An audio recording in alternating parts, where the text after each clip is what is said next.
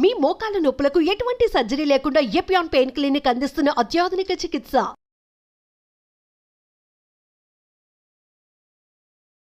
ప్రేక్షకులందరికీ నమస్కారం. నా పేరు డాక్టర్ ఏ మాలతి శ్యామల.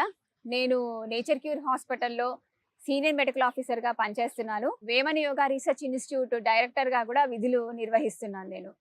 సో ఈరోజు మనము ఊబకాయం ఎందుకు వస్తుంది, అంటే ఒబేసిటీ ఎందుకు వస్తుంది, దానికి మనము జనరలైజ్డ్గా చేసుకునేటటువంటి ఆహార చికిత్సా విధానాలు ఎలా ఉంటాయి అనేటటువంటి దాని గురించి మనము తెలుసుకుందాం. మామూలుగా ఒబేసిటీ అనేటట్టు ఇవాళ రేపు మనం అన్ని రకాలుగా మనం ప్రతి వాళ్ళ దగ్గరికి కూడా చూస్తూ ఉంటే ఒబేసిటీ అనేటటువంటిది కామన్ ఒక డిసీజ్ అయిపోయింది.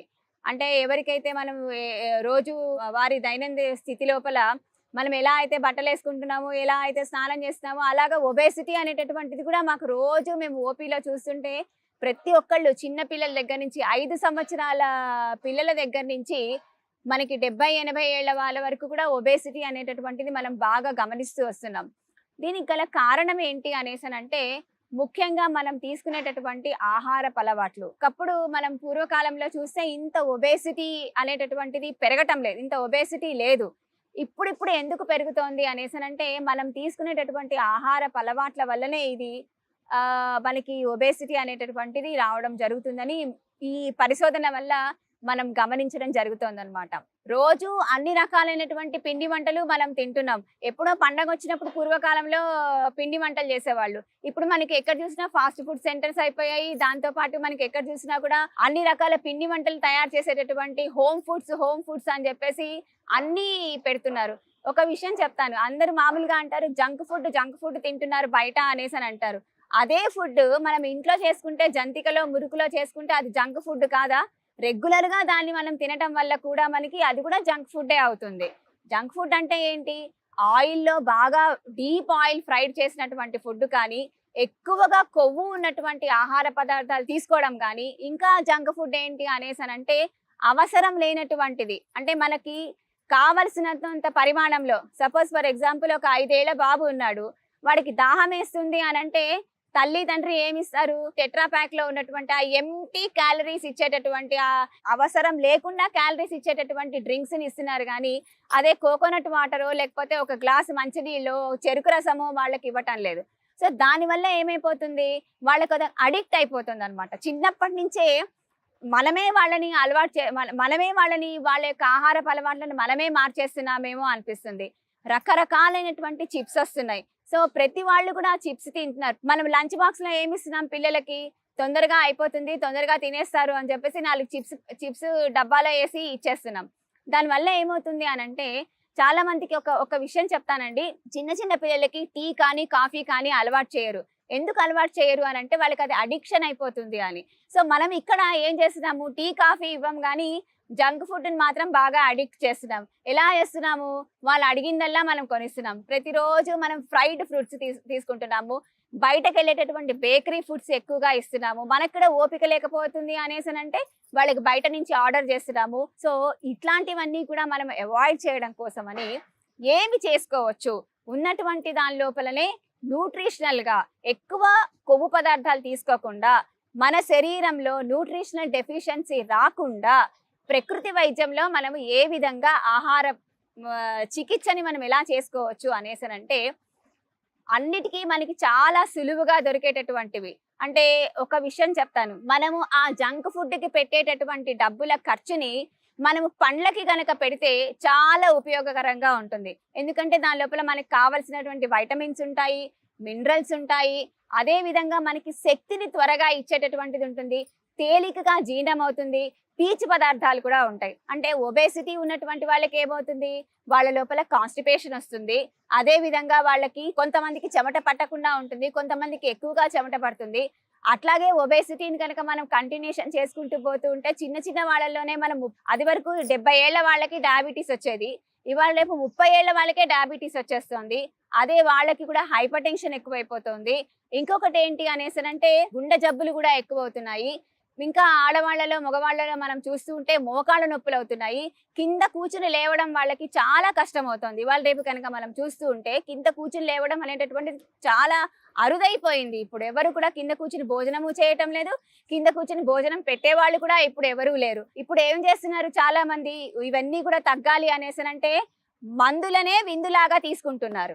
మందే విందులాగా కాకుండా విందే మందులాగా ఉండాలి అనేటటువంటిది నా యొక్క కాన్సెప్ట్. సో ఆ విందునే మనం మందులాగా ఎలా తీసుకోవాలి అని అంటే దానికి కూడా ఒక రకమైనటువంటి ఆహార అలవాట్లు ఉన్నాయి.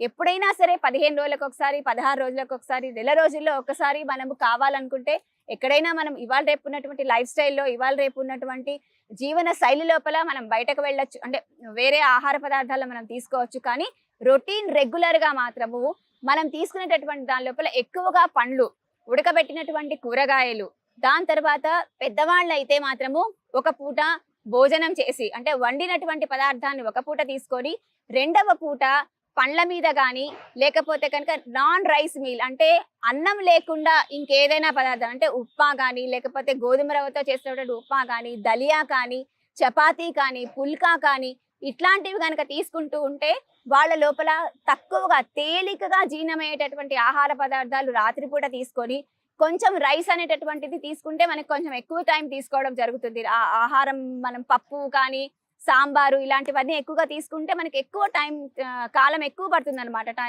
జీర్ణం అవ్వడానికి. అట్లాంటివి పొద్దున పూట పగటి పూట తీసుకోవడము, సాయంకాలం పూట తేలికగా జీర్ణమయ్యేటటువంటి ఆహార పదార్థాలు, అంటే పండ్లు తీసుకోవచ్చు, పచ్చి కూరగాయలు తీసుకోవచ్చు, దాంతోపాటు మజ్జిగ తీసుకోవచ్చు, కొబ్బరి నీళ్ళు తీసుకోవచ్చు, రసాలు, పండ్ల రసాలు తీసుకోవచ్చు. ఇలాంటివన్నీ కూడా మనము సాయంత్రం పూట కనుక తీసుకుంటూ ఉంటే కూడా మనకి వెయిట్ తగ్గేటటువంటి అవకాశం ఉంటుంది. అట్లా కాకుండా వెయిట్ ప్రోగ్రామ్ ఎలా చేసుకోవాలి, అంటే వెయిట్ తగ్గాలి అని అంటే ఏ విధంగా మనము మనంతట మనమే ఎలా ప్రోగ్రామ్ చేసుకోవాలి అనేసరంటే, పొద్దున చాలా మంది ఏం చేస్తారు, బ్రేక్ఫాస్ట్ ఉంటారు. బ్రేక్ఫాస్ట్ లో ఏం చేస్తారు, ఇడ్లీ కానీ, దోశ, పూరి, వడ ఇలాంటివన్నీ కూడా ఉంటూ ఉంటారు. దానికి బదులుగా మనం ఏం తీసుకోవచ్చు అని అంటే సీజనల్ గా దొరికేటటువంటి పండ్లు ఏవైనా సరే. ఈ సీజన్ లో అట్టి పండ్లు అయితే మనకి 365 రోజులు మనకి అట్టి పండ్లు దొరుకుతాయి. చాలా మందికి అక్కడ ఒక అపోహ ఉంటుంది, అట్టి పండు తినటం వల్ల లావైపోతారు అని చెప్పేసి. కాదు, అన్నంతో పాటుగా మీరు అట్టి పండు కనుక తింటే లావైతారు. కానీ అన్నం మానేసి వేరే ఇతర ఆహార పదార్థాలు తీసుకోకుండా ఓన్లీ ఇదొక్కటే కనుక తీసుకుంటే మాత్రం మీరు లావ్ అయ్యేటటువంటి అవకాశం ఉండదు. కాబట్టి పొద్దున మనం బ్రేక్ఫాస్ట్ బదులుగా మనం పండ్లు లేకపోతే పచ్చి కూరగాయలు, కొన్ని స్ప్రౌట్స్ అంటే ఒక చెంచా స్ప్రౌట్స్, అంతకన్నా ఎక్కువ అవసరం లేదు. ఎందుకనంటే స్ప్రౌట్స్ మనము చాలా వాటిలో ఉన్నటువంటి ఆ కొంచెం తీసుకున్నా కూడా దాంట్లో ఉన్నటువంటి వైటమిన్ సి మనకి వస్తుంది, దాంట్లో ఉన్నటువంటి మినరల్స్, దాంట్లో ఉన్నటువంటి పోషకాలు మన శరీరానికి అందుతాయన్నమాట. అంతేగాని స్ప్రౌట్స్ తీసుకోండి అని చెప్పగానే ఒక గుప్పెడో లేకపోతే ఒక గిన్నెడు బౌల్ నిండా తీసుకోవడం వల్ల కొంతమందికి ఏమవుతుంది అని అంటే వాయువు పడుతుంది, గ్యాస్ట్రిక్ ట్రబుల్ స్టార్ట్ అవుతుంది. ఇంకొకటి ఏంటంటే అబ్డామినల్ డిస్టర్బెన్సెస్ వస్తాయి అన్నమాట. అందుకోసమని స్ప్రౌట్స్ తీసుకోవడం కూడా చాలా ఒక చెంచా మాత్రమే ఈ రోజు రాత్రిపూట నానబెట్టుకొని రేపు పొద్దున మొలకలు వచ్చిన తర్వాత తీసుకోవచ్చు, అది కూడా తీసుకోవచ్చు. దాంతో పాటుగా ఇన్ఫ్యూజ్డ్ వాటర్స్ అని అంటే ఇప్పుడు డ్రై ఫ్రూట్స్ ఉంటాయి, డ్రై ఫ్రూట్స్ ని నీళ్ళలో నానబెట్టుకొని ఆ నీళ్ళని నెక్స్ట్ డే మార్నింగ్ తాగి ఆ డ్రై ఫ్రూట్ తీసుకోవడం వల్ల కూడా అది కూడా ఒక రకమైనటువంటి చికిత్సా విధానం, ఇన్ఫ్యూజ్డ్ వాటర్ అని అంటారు. అది కూడా తీసుకోవచ్చు, బ్రేక్ఫాస్ట్ కి బదులుగా అది చేయవచ్చు. దాని తర్వాత లంచ్ లో ఏం తీసుకోవచ్చు అనేసి అంటే మామూలుగా 2-3 పుల్కాలు, బాయిల్ వెజిటబుల్స్ అంటే ఇక్కడ ఎవరైతే మనం డైట్ ప్రోగ్రామ్ చేయాలి అని అనుకుంటున్నారో వాళ్ళు ఆలుగడ్డ, కందగడ్డ, చామదుంపలు ఇలాంటివన్నీ కూడా అవాయిడ్ చేసేసి మిగతా పదార్థాలు, అంటే మిగతా ఆకుకూరలు, ఏ ఆకుకూరలు కూడా మనము రోజుకొక ఆకుకూరని మనము రోస్టర్ లాగా పెట్టుకొని చేసుకోవచ్చు. దాని లోపల కొంచెం మనం పెసరపప్పు, కందిపప్పు బదులుగా పెసరపప్పు వాడితే తొందరగా తేలికగా జీర్ణమవుతుంది. ప్లస్ అది మన శరీరానికి కూడా అవసరమైనటువంటి పోషకాలు ఆ ఆకుకూరల వల్ల మనకి దొరుకుతాయి అన్నమాట. సో ఆ పెసరపప్పు వేసి పప్పు కానీ లేకపోతే 2-3 పుల్కాలు. ఒకవేళ అన్నం తినడం, చాలా మందికి అన్నం ఇమీడియట్ గా మానేయాలి అని అంటే కొంచెం కష్టతరంగా ఉంటుంది. సో అలాంటప్పుడు వాళ్ళు కొంచెం పెరుగన్నం కానీ లేక మిగతా కూరగాయలు, ఇక్కడ పచ్చళ్ళు తినొచ్చు అనేసి అంటే చాలా మందికి ఏముంటుందని అంటే రోజు చేసుకునేటటువంటి ఊరగాయలు తినడం అలవాటు అయిపోతుంది. అట్లా కాకుండా ఆకుకూరతోనే పచ్చళ్ళు చేసుకోవచ్చు. దాని తర్వాత బీరకాయ పచ్చడి, లేకపోతే సొరకాయ పచ్చడి, ఇట్లాంటి చిన్న చిన్న అంటే రోజు రోటితో చేసుకునేటువంటి పచ్చళ్ళు కూడా మనము తినవచ్చు. అది ఓన్లీ ఒక పూట మాత్రమే. మళ్ళీ సాయంత్రం మధ్యాహ్నం 4కి ఆ టైం లోపల స్నాక్స్ తింటూ ఉంటారు. అంటే సమోసాలు, బజ్జీలు, టీలు, చాయ్లు, ఇలా కాఫీలు ఇలాంటివన్నీ తాగుతారు. దానికి బదులుగా మనము కొబ్బరి నీళ్ళు తీసుకోవడము, లేదు అనంటే చెరుకు రసం తాగడము, లేకపోతే మజ్జిగ తీసుకోవడము, ఇట్లాంటివి కనుక చేసుకుంటూ ఉంటే మన బాడీ లోపల వెయిట్ క్రమంగా అది తగ్గడం మొదలవుతుంది. ఇంకొకటి ఏంటి అనంటే రాత్రిపూటకు వచ్చేసరికి టోటల్గా ఫ్రూట్స్ సలాడ్స్ మీద కనుక ఉంటే, ఒక 15 రోజుల పాటు ఫ్రూట్స్ సలాడ్స్ మీద కనుక ఉంటే, ఒక గ్లాస్ మజ్జిగ తీసుకుంటే కనుక తప్పకుండా వెయిట్ అనేటటువంటిది దాదాపుగా నెల రోజుల లోపల మీకు 3 నుంచి 4 కేజీలు లేదంటే 5 కేజీల వరకు కూడా చాలా వరకు తగ్గేటటువంటి అవకాశం ఉంటుంది అన్నమాట. ఈ డైట్ ప్రోగ్రామ్ ని కనుక ఫాలో అయితే మనం ఇంట్లోనే సులభతరంగా ఎక్కడా లేకుండా, అంటే కాకపోతే దీనికి ఒక విషయం ఏంటనంటే మనకు ఒక స్ట్రాంగ్ విల్ పవర్ ఉండాలి. నేను దీన్ని తప్పకుండా పాటిస్తాను, ఇది నా కోసమే నేను చేస్తున్నాను, ఎవరో కోసం కాదు, ఇది నా కోసమే నేను చేస్తున్నాను అనేటటువంటి ఒక దృఢ నిశ్చయంతో కనుక చేస్తే ఎవ్వరి అవసరము లేకుండా మనంతట మనమే మన ఇంట్లోనే మన లోపల ఉన్నటువంటి డాక్టర్ని మనమే బెల్లు కొట్టి లేపి మన యొక్క శరీరాన్ని, మన యొక్క ఆరోగ్యాన్ని మనమే బాగుపరుచుకుంటాం.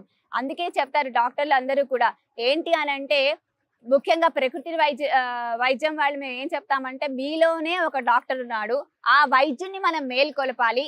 ఎలాగా అనంటే మీ ఆరోగ్యం మీ చేతుల్లోనే ఉంది, మన మైండ్ లోనే ఉంది. అంటే మనము కాన్సన్ట్రేటెడ్ గా మనము దృఢ నిశ్చయంతో గనక ఉన్నామనుకోండి, ఏ పనైనా మనము సాధించడానికి అవకాశం ఉంటుంది.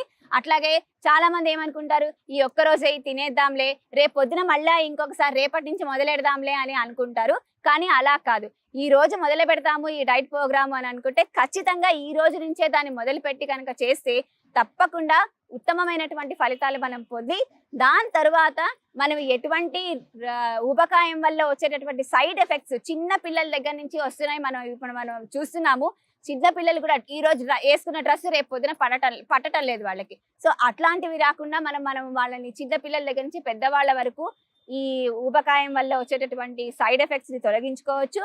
ప్లస్ మనము మన యొక్క వెయిట్ ని మనము నియంత్రణ చేసుకోవచ్చు.